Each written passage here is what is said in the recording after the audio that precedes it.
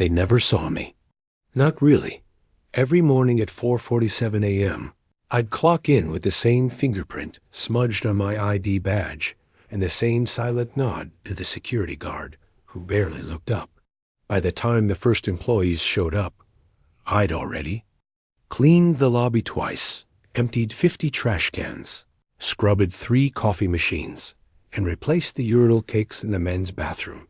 Yes, even the one on the 7th floor, no one seemed to aim properly in. I was the janitor dot to them. I was invisible. I saw everything. I saw Corinne from accounting sneak into the CEO's office and cry after hours. I saw Mark from marketing steal company supplies every week. I saw the elevator break down before it happened because I knew the exact moment it groaned too long between floors. I saw the cracks in the marble tiles before the CEO tripped on. One during his big investor pitch dot, but more than anything else, I saw the way they looked at me, like I was part of the furniture, like I didn't matter dot.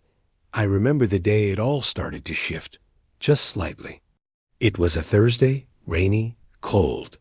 The kind of cold that seeps into your bones through wet socks.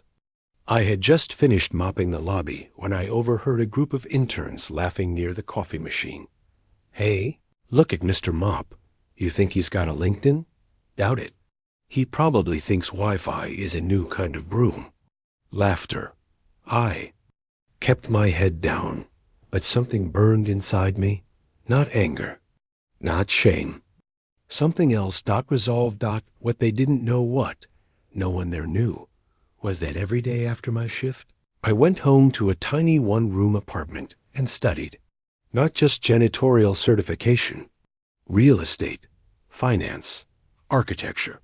I had a dream, a ridiculous, impossible dream that had taken root the day I saw the for sale sign go up on the very building. I scrubbed toilets in $8.2 million. I laughed when I first saw it, not because it was funny, but because it felt like someone had put a spaceship on sale and said, "Go ahead. You can own this if you want." But dreams don't die just because they sound stupid. That night, soaked in rain and bleach, I took out my notebook, the one I kept hidden in my locker behind the roll of trash bags, and I wrote in bold letters, "One day, I will own this building." I didn't know how.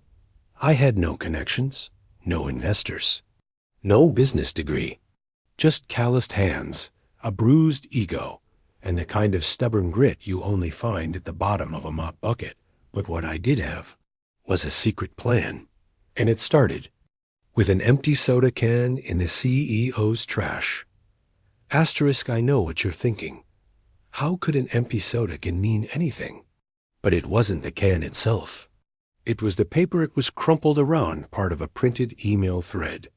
Most of the ink was smudged, but I caught just enough. A mention of valuation, tenants threatening to break lease, and something about high vacancy on upper floors. Translation? The building was bleeding money and no one outside. The executive suite knew. They saw marble floors and glass elevators. I saw empty offices and a janitorial schedule that kept shrinking less space to clean because there were fewer people working there. I realized something. This skyscraper, this shining tower of prestige, was a house of cards, and I had just found the breeze to blow it all down. That night, I went deeper. I pulled old real estate listings from archived databases. I checked city permits, zoning changes, utility usage things no one pays attention to unless they're obsessed. I started connecting dots the executives were too proud to notice. This building was undervalued, and worse, mismanaged. If I could just find a way in just one crack in the wall, I could squeeze through it and change my life. I needed capital. I had none. So I got creative. I started offering after-hours deep cleaning to tenants on other floors, under the table. $50 here, $100 there. They didn't care. They were startups and freelancers, people just glad someone would clean there. rented office for cheap. Within months, I'd saved up $3,200. Still a joke compared to the millions I needed. But I didn't plan to buy it alone. I pitched my barber. I pitched the guy at the bodega, who let me buy sandwiches on credit. I pitched 3 Lyft drivers. Most of them laughed, but one didn't. Her name was Veronica. She drove for Lyft during the day and coded apps at night. She once told me, "I only drive to meet people who might believe in my ideas." When I told her mine, she paused, looked me dead in the eye, and said, "I don't invest in people who talk. I invest in people who work." So I showed her my notebook, my numbers, my research, my dream, and she said 2 words that changed my life. "I'm in." She brought in 2 more investors, small ones, but real.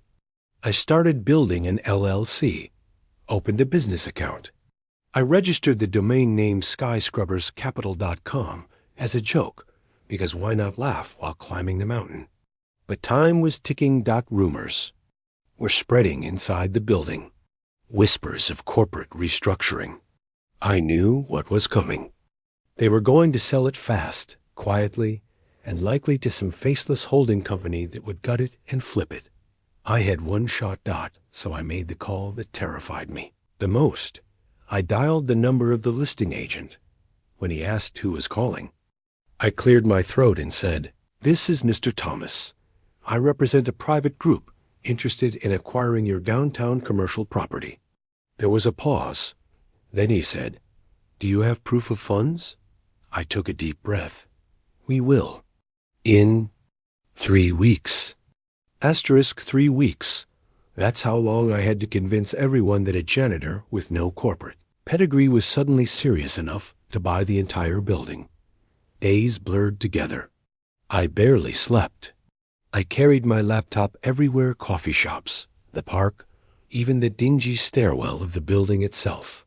Every spare moment was spent drilling down on the numbers, negotiating tiny deals with my investors, and learning how to present myself as a business person rather than a guy who once cleaned toilets. But the real battle was inside that building, the one I was determined to own, but still couldn't walk through the front doors without a badge. One morning, as I was wiping fingerprints off the glass elevator buttons, I overheard 2 executives arguing in the lobby. "Management needs to cut costs, or we'll lose the whole lease agreement with Horizon Tech," one said. "And who's going to manage the building once this happens? We can't let a third-party company take over." Their voices filled the air with anxiety. I knew that if I could fix the building's problems, stabilize the tenants, I could make my investors and the executives listen. So I started knocking on doors. No fancy suits, no business cards, just a mop bucket and a dream. I talked to small business owners, freelancers, startup teams. I listened more than I spoke, noting every complaint: slow internet, broken headache, dirty common areas, unreliable elevators.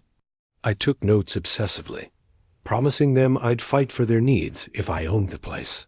Some smiled politely. Most ignored. Me. A few laughed. But there was one thing they didn't know. I was already preparing my pitch to the city council to apply for grants and tax breaks to fix the infrastructure. I was ready to raise funds from local investors who wanted to see the building thrive again. Behind the scenes, Veronica and I were negotiating with banks. She used her tech contacts to build a sleek presentation. I practiced answering every possible question, from zoning laws to maintenance costs. I learned to speak their language, even if my hands still smelled of bleach and floor wax. Then came the day of the big meeting. We showed up at the conference room, where the current owners gathered. The air was thick with skepticism. I was introduced as the lead investor of the private group interested in purchasing the building. Eyes narrowed. Whispers started. One man, with a smirk, leaned over and whispered to his colleague, "What's the janitor doing here?" I held his gaze and smiled. because I knew something they didn't.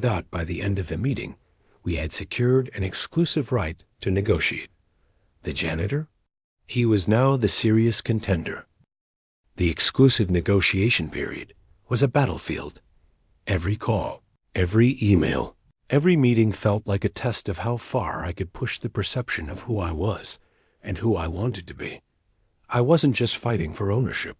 I was fighting for respect, for proof that the dirt under my nails didn't define my worth.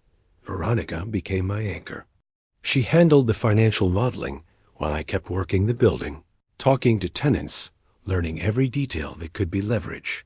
One afternoon, I caught wind of a rival bidder, a wealthy real estate magnate with a reputation for ruthless takeovers. Their offer was cash, quick and dirty. But I had something money couldn't buy: the community's trust. I rallied the tenants I'd spoken to, asking them to write letters of support, sharing how the building had been neglected and how my vision could breathe new life into it. Sent those letters to the board. Then I organized a presentation that wasn't about numbers. It was about people, about revitalizing the building, creating a space where startups, freelancers, and small businesses could grow. I showed them floor plans for renovations, sustainable upgrades, even ideas for a rooftop garden. I was no longer the janitor they laughed at. I was a visionary. The board was divided. The cash offer was tempting, but my plan offered long-term value and goodwill. Days passed like years. Then the call came. They chose me. The janitor who cleaned their messes, who watched silently from the shadows, who had been invisible for so long. I signed the papers in a room filled with unfamiliar faces, some smiling in disbelief, others in grudging respect. When I walked out, key to that massive building in my pocket, I felt the weight of every doubted promise lift. But this was only the beginning. Owning the building meant responsibility, challenges, and a mountain of work. And I was ready, because I'd learned that sometimes the people who clean up the mess are the ones best equipped to build something new. Walking into that building as the owner was surreal. The same halls where I'd once pushed a mop bucket now echoed with my footsteps as a man who had fought tooth and nail to claim his place. Still remember the looks on the faces of those who had laughed at me. Some avoided eye contact. Others tried to act like nothing had changed. But the whispers stopped. The sneers faded. I didn't buy the building to prove them wrong. I bought it to prove myself right. The first order of business was fixing what everyone else had ignored. I invested in new elevators that never jammed, upgraded the heating and cooling systems, and hired a janitorial team because even I knew I couldn't clean every floor myself anymore.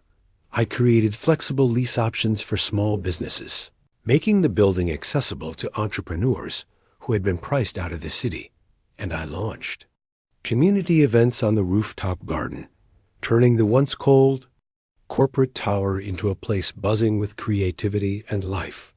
But owning the building also meant facing tough decisions. There were late-night calls about emergency repairs, tenants threatening to leave, and financial setbacks I hadn't anticipated.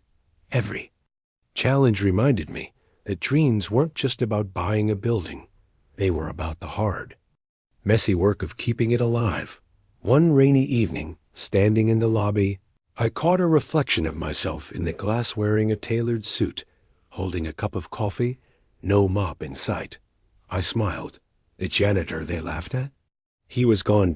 In his place was someone who knew that success isn't about where you start.